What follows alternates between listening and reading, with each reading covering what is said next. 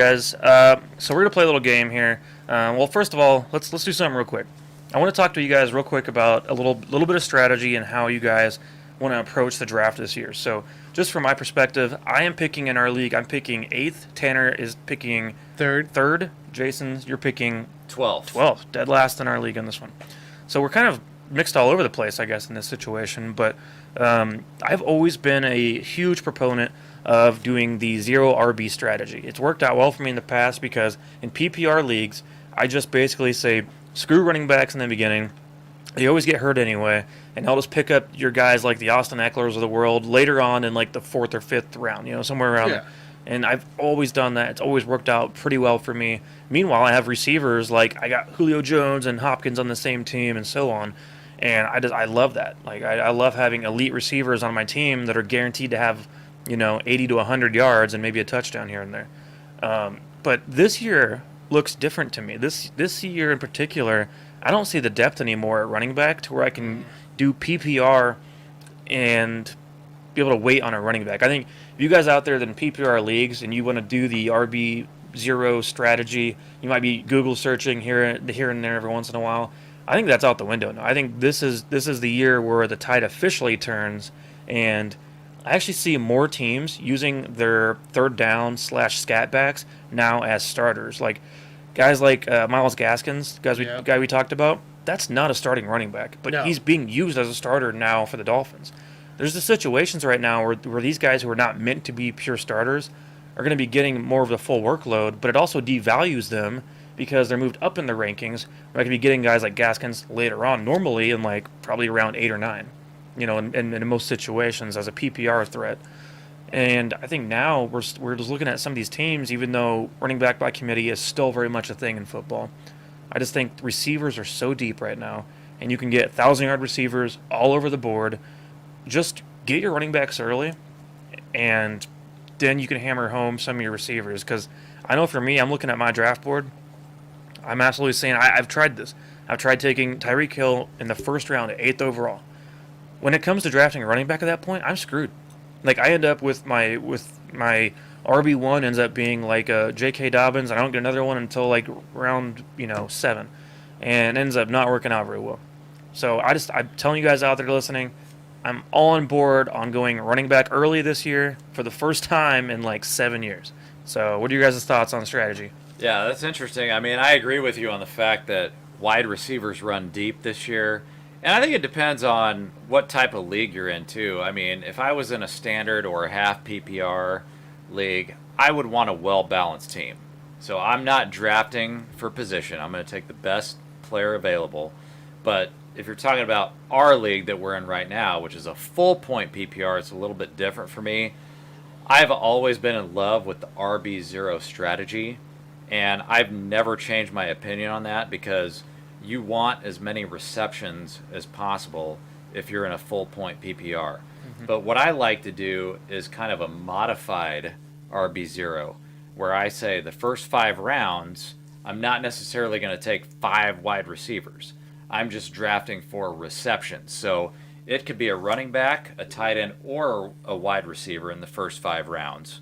Whoever I think is going to get the most receptions. So just to give you an example, Alvin Kamara. Even if I'm doing RB0, I can still draft a guy like Alvin Kamara because he's going to get a lot of receptions.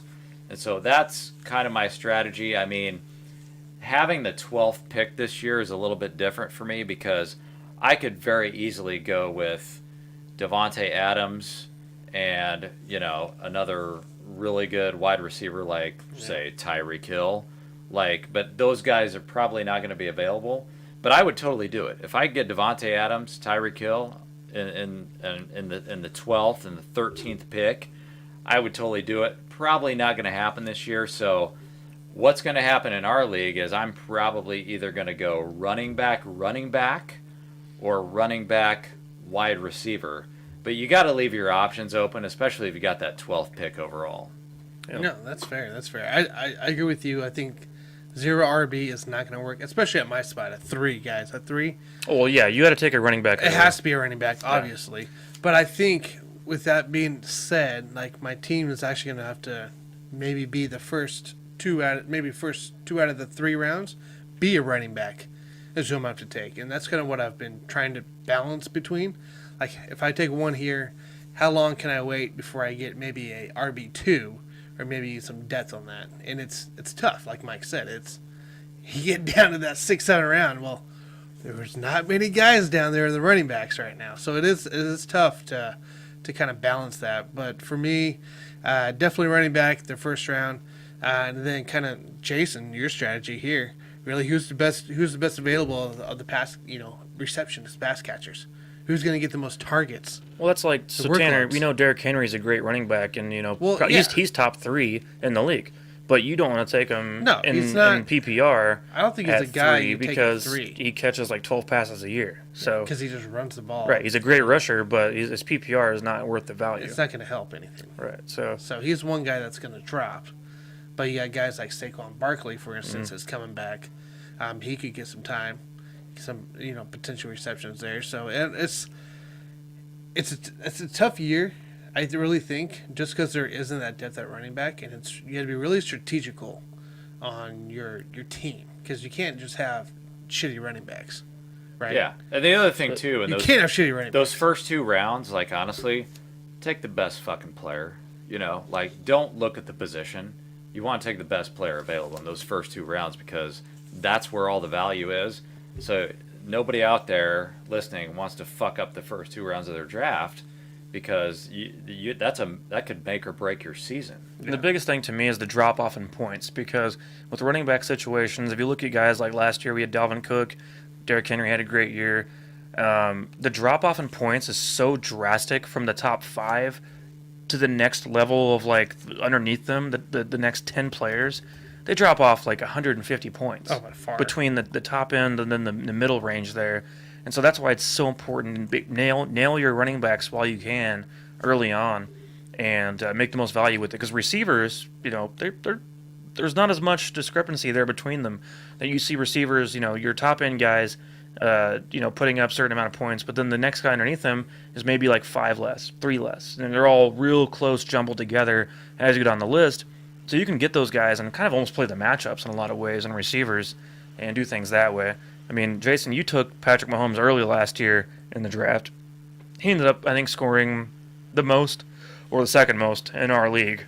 But, still, it was a thing where it was worth it, because the drop-off in quarterback points from Mahomes, Rodgers, and Josh Allen to the next level was also a big difference because of the amount of rushing as well as passing touchdowns he gets. Yeah, but I think with quarterbacks, I mean, for me, Kyler Murray is the guy I'm going to look at, because like his upside is just unbelievable. And so if I could figure out a way to even get Kyler Murray in late 2nd round, early 3rd round, you're going to get huge value, I think, there, because I mean, he could be the QB2. I know a lot of guys out there have him as the QB2 this year behind Patrick Mahomes. Well, it's a weird strategy for me, guys. So tight end, you guys know I like to take tight ends early. Oh yeah, right. You like tight ends, the football kind. The tight ends, the football kind, and maybe some others. Do you like Kay Adams tight end, by the way, on the Chiefs broadcast? How the hell did we land here, by the way? Anybody know? I'm a big fan tell me of whatever Kay Adams was doing. If you're telling me Kay Adams is going to be on our screen every week, and she was doing the downward dog with Chris Jones. I mean, who got lucky enough to get that job? What the world? Oh man!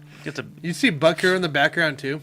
His facial reaction. He was warming up, and he's like, it's just surprised looks like, what's going on over there? Butker would. He seems like a horny dude. He'd probably enjoy some Kay Adams himself. So, anyways, outside of that, please tell me how we got Kay Adams. Anyways, Butker's got to be horny if he keeps missing all those fucking extra. He's distracted by Kay Adams doing the downward dog. He's looking on the sideline. Holy crap! This could be a bad year for him. But so tight end, guys. Tight end is a position you're going to wait for this year. It's going to be a waiting on. You get your 3 main, right? Your 3 main. Kelsey, Kittle, Waller. Outside of that, you can wait. Quarterback's the same way. And I think we do that normally, though, with quarterback, is we preach it outside of Mahomes and Rodgers. You wait. You can wait. Guys, there's Stafford. There's Burrow, who should have a pretty decent year as well this year. They're way down there.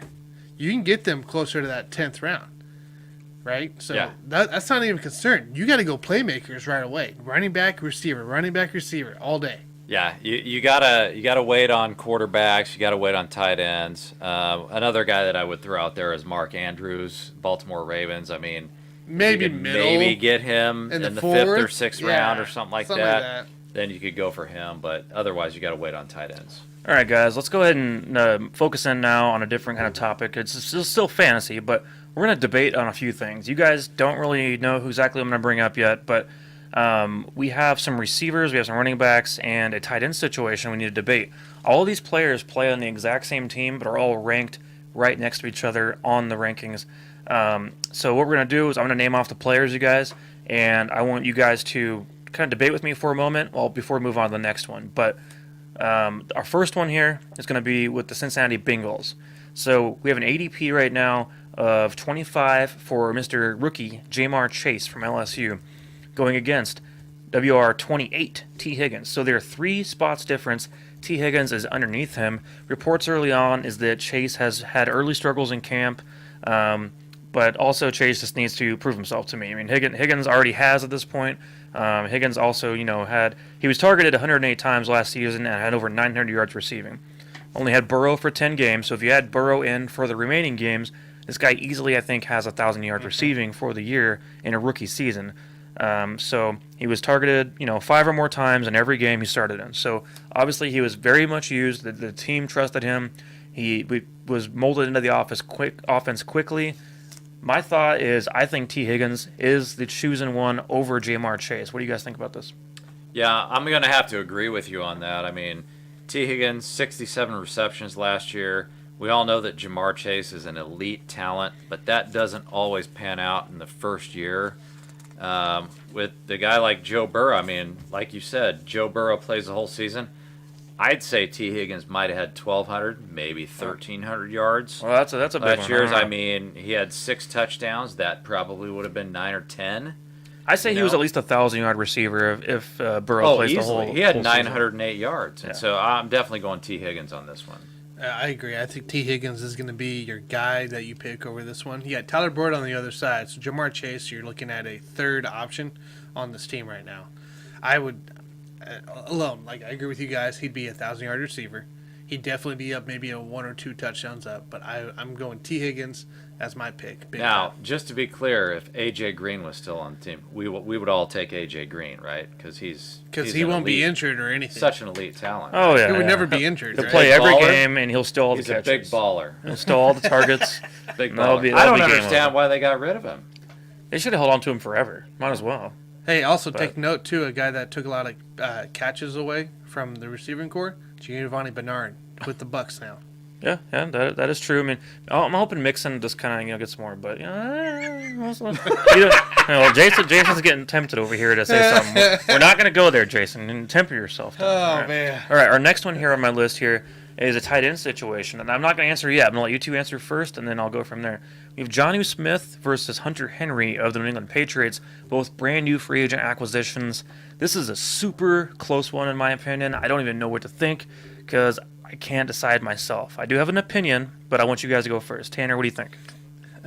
Right off the bat, Hunter Henry's an injured bum, guys. He's already injured this year. His shoulder, he's missing most of the practices. He's going to be another injured bum this year. You got to go Jonnu Smith. Jonnu Smith is going to be your breakout tight end player this year. He's going to be probably right in the top 8 of your tight ends as well this year. So I am going Jonnu Smith just because Hunter Henry's going to see the field maybe 7 games. He may not even play the first week. Okay, so you're looking at these two guys. To me, they're basically the same player. And I think that's the reason why Injured Bill bums? Belichick, in some ways, I mean, they're the same age, basically, but I think that's why Bill Belichick wanted both of them on his team because he knew the odds, which is that one of these guys is going to go down. And so, Jonnu Smith, he's going to turn 26 this month. Hunter Henry, he's going to be 27 in December, basically the same age. I don't trust Hunter Henry to stay healthy, but on the other hand, Jonnu Smith, he's had injury issues as well. I'm going to take Jonnu Smith if somebody's holding a gun to my head. No offense, Tanner. I know you don't like guns. I'm going to go with Jonnu Smith only because he's literally like 5 months younger. You guys all know on this show, I like the younger guy. So I'm going to go with Jonnu Smith. I mean, here's the thing to me, Tanner. You're giving Hunter Henry a hard time. He also played 14 games last year, 12 the year before, and even in those 12 games, Tanner, with the Chargers, look, Hunter Henry has 3 years of production better than anything Jonnu Smith's ever done. Because Jonnu Smith didn't really come out I'm just saying, until Jonnu last Smith, year. the He had most Delaney Walker in his way, pretty much. most he's ever had in 1 year was like 448 yards receiving for Jonnu Smith. He's always been a backup. Hunter Henry was the starter and still couldn't stay on the field. Okay, so last year in his full season as a starter with Jonnu Smith, 448 receiving yards. That's all you got out of him on a Titans offense that also lacked receivers. And so you have A.J. that Brown. situation where Hunter Davis. Henry in the same situation has 613 and 60 catches. So production-wise, Hunter Henry's a better producer when he's on the field than Jonnu Smith. So this tight end basis, too, we got to remember Cam Newton. Cam Newton loved Greg Olsen in Carolina. Loves him. Who's going to be his Greg Olsen? Well, to be clear, Cam Newton doesn't have an arm left to go on. So he has to go to tight end. He has to throw to the tight It's end. going to be check down and tight ends all day. Well, that's really all they got, too, of the Patriots. But that's besides the point. Well, we're going to see a lot of two tight ends. I think these guys have come out kind of fairly equally as far as numbers go. But, I think that also, to your point about injuries, Jonnu Smith has an ankle sprain right now. Yeah, So, a day or two. But we have Hunter Henry's issues been out the whole entire injury-wise. offseason. He played 14 games last year I'm just saying, and still had over more yards and catches than Yes. Jonnu Smith. two different teams. Sure, two different teams, but I mean Two different production-wise. quarterbacks, two different offenses. And Jonnu also was with, like I said, the Titans' offense in a situation that lacked receivers, whereas in this A.J. Brown situation, and Corey Davis. Well, who else do you need? Corey Davis, we're going to go to Corey Davis, Tanner. All right, I'm So, stretching. to be clear, I'm you're stretching going- to the Corey Davis. So, Mike, you're going with Hunter Henry. Is Hunter that right? Henry's my pick, you guys. Okay. All right, Over all right, Jonnu I like it. and I I like like the it. pick. I like the pick. All right, next up we have a really good one. Actually, this is my favorite debate out of all these I have on my list here. Jerry Jeudy's at 29 versus Cortland Sutton at 32. So they are 3 spots away once again. For me, this was actually very close. I actually changed my opinion mid-research today. Really? I love Jerry Jeudy as a player. I think he's a great player. I loved scouting him and all that from Alabama. I was spending time on just everything, watching his film and all that, kind of seeing how he translates to the NFL. You guys know I was high on Jerry Jeudy. You guys already know that. Cortland Sutton, though, like, the dude is, first of all, bigger, but also production-wise, like, he's already proven it. He proved it in year 1 with guys like Joe Flacco on the team. Joe Flacco, Drew Lock were messing around over there, and then he ended up missing all of last year. But Sutton had an amazing 2019. He had 1,112 yards and 6 touchdowns. And then Jeudy had 856 yards last year with 3 touchdowns. But, guys, Jerry Jeudy also had 12 drops. What's going on with the hands, you guys? You got to have the hands. I think Sutton is bigger bodied and is going to help more in the red zone than Jerry Jeudy. So I'm going to assume they're both healthy this year for the whole season. We're going to assume that. I trust Sutton at this point. I think Sutton is the safer option. I expect 1,208 touchdowns for Cortland Sutton. Sutton is my pick for this one. All right. I'm going to have to disagree with you on that. And my biggest issue with this entire team is that you've got Drew Lock, Teddy Bridgewater. Nobody knows what the fuck's going to happen between those two guys. So, we don't know who the quarterback's going to be. I mean, I like Cortland Sutton, but he is coming back from a torn ACL. They've been easing him back into practice. Jerry Jeudy's a little bit faster for me, and so I know those guys are kind of even. But Mike, you and I always talk about a lot of times it takes the second and the third year before the receivers start to click. Yes. So Especially year 3. Second year Jerry Jeudy, I'm going to give my vote to him. I mean, he's a little bit faster player, and I think Jerry Jeudy will have a better season this year. Interesting. All right. So I'm going to go Cortland Sutton on mine, just for the fact that he is coming off that injury. So now he's due for a bounce back year. And Judy's got to catch the ball at some point, right? Like, you can't drop passes. Sure. I mean, Jeudy. I mean, also having them two together on the field at the same time is going to take pressure off Jeudy also to be the number one. I think receiver. Cortland Sutton's also going to be. You can maybe compare him to a Demaryius Thomas. Very similar. It Very could be similar. very similar. He's going in Same size. Year 4, technically, right? Year 4. But he also his average catches in 18 and 19 were between 16.8 and 15.4. So the guy is getting the ball, he's getting downfield. And his targets in 19 was 124. So the guy that's being targeted, he's going to be targeted again big time. Judy, I think Judy, if he struggles, there's a guys behind him, underneath him, that can bump him. I just down. think Sutton's the safer pick at this point. Yeah, bottom line for me is like if you're drafting these two guys in fantasy, that Denver Broncos are gonna fucking suck this year. So, you know, Well, they're gonna suck, but I think they just- still have 2,000-yard receivers on their team, maybe, but and also a great tight end and Noah Fant as well. KJ Hamler. Yeah, I actually like Noah Fant. I would Oh, take yeah. Noah Fant before either of these two guys. Before? I just, Well, I wouldn't take him overall, before, but I mean, value-wise, I would say Fant is a great pickup. I'm in staying fantasy away this from year. the Broncos overall. That team Alright. fucking sucks. All right. All right, I honestly, I think if Teddy ends up being the starter, you see those guys have really good numbers. I would don't- like to see don't, Teddy. I don't trust Drew Lock yet. Yes, So- I would agree with you on that. I would desperately want to see Teddy rather than Drew Lock. All right, guys. Next up, we have Leonard Fournette at 34 on the running back chart, and then versus Ronald Jones at 35. So they're 1A, 1B on the RB chart right here. Fournette had an amazing, huge postseason last year where he ended up with 48 carries in the postseason, which was almost half what he had for the entire regular season alone. Jones, though, averaged 5.1 yards per carry. You guys know I love me some Rojo. I'm all about that. You guys, last year, I gushed over him on the show. I talked about him weeks on end. I would show Tanner videos. We sitting alone. I just put on Rojo videos just for the hell of it because I was that obsessed with Ronald Jones. I thought he was that damn good. And Leonard Fournette cut into some of the carries without a doubt. He's currently listed as number 1 running back on the depth chart. But Fournette will steal some carries. But here's my thing with Fournette, guys. He had a great postseason, but he averages 3.9 yards per carry for his entire career. We give this dude a lot of credit here and there, where it's like, oh, man, you do the Jaguars, you were this or that. You know, even last year with the Buccaneers, still was under 4 yards a carry. And Ronald Jones had 5.1. They want the more efficient running back. Get the guy who's going to get more bang for your buck down by down. This team, I think, is going to, without a doubt, favor Ronald Jones. Take Ronald Jones over Fournette. Just trust the process of Ronald Jones. Yeah, I agree with you on that. In fact, Fournette, 3.9 for a career, actually went slightly down last year. It was 3.8 yards per carry. So Ronald Jones is the guy for me. We already know what we're going to get out of Leonard Fournette. I think Ronald Jones could actually get a little bit better, and maybe we haven't seen his ceiling yet. Whereas I with agree. Fournette, we already know what his ceiling and his floor is. His floor is he could be an injured bum this year. He very well could be. Now, Leonard Fournette could be the one who actually overtakes the starting spot. I think the coaches love him. He's coming off having a split backfield that has made him healthy. He's not being injured.